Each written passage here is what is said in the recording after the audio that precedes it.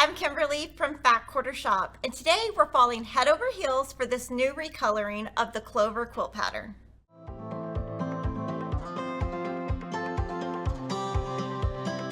You can purchase the Head Over Heels quilt kit at Fat Quarter Shop. A link is in the description box. With that kit, you will receive the Clover quilt pattern by Cluck Cluck Sew and all the fabrics for the quilt top and binding, and this is the crib size. That's 42 by 52. Your backing set is sold separately.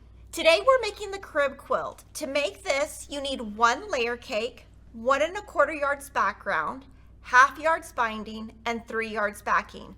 We are using the Pick Me collection by Me and My Sister Designs for Moda fabrics. The fabric placement is intended to be scrappy, and the pattern today is Clover by Cluck Cluck Sew. After you've gathered your fabrics and patterns, let's jump into this assembly. It looks a little bit harder than it really is. Before we start, I want to mention this pattern, you can either use 10-inch squares or fat 8s. There are cutting diagrams for both within the instructions, and if you purchase the quilt kit at Fat Quarter Shop, you have enough fabric to starch. When you're looking at this quilt, you normally think these big pieces are your block, but it's actually simpler than that. Each of your blocks is 1/4 of that.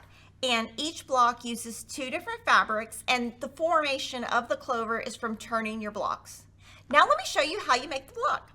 From each of your fabrics, you're going to have large pieces and small pieces, and I'm going to show you what we're going to make with those. We're going to start with the large pieces. You're going to take 2 background squares, and you're going to put them on the top left and the top right corners, stitch directly on the line, trim 1/4 inch away, and this is going to be your unit.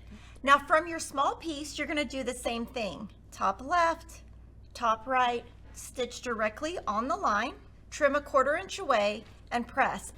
Now for each block, you're going to use 2 different fabrics that are large and then 2 matching small fabrics. Now this is what you need to make one block. You have 2 fabrics, 1 large and 1 small. You have 2 background squares that are large and 1 background square that's medium. We're going to rotate all this around and make a fun block. So when you've laid out your block, you can see a clover in the top left and the bottom right. You have your big squares on the outside, your small square on the inside. You're going to join the large print with your large square and press. For the center, you're going to put 2 small prints and a small square and press. Once those are all done, then you will put your columns together. And what's great about this pattern is there are pressing arrows that make it easy to follow. Here's your block. It should measure 11 inches square, and you're going to make a total of 20 for the crib size quilt. Now you can see each of your blocks are just laid out and rotated. And what's great about this pattern is there is a diagram that shows you all the different sizes that you can make.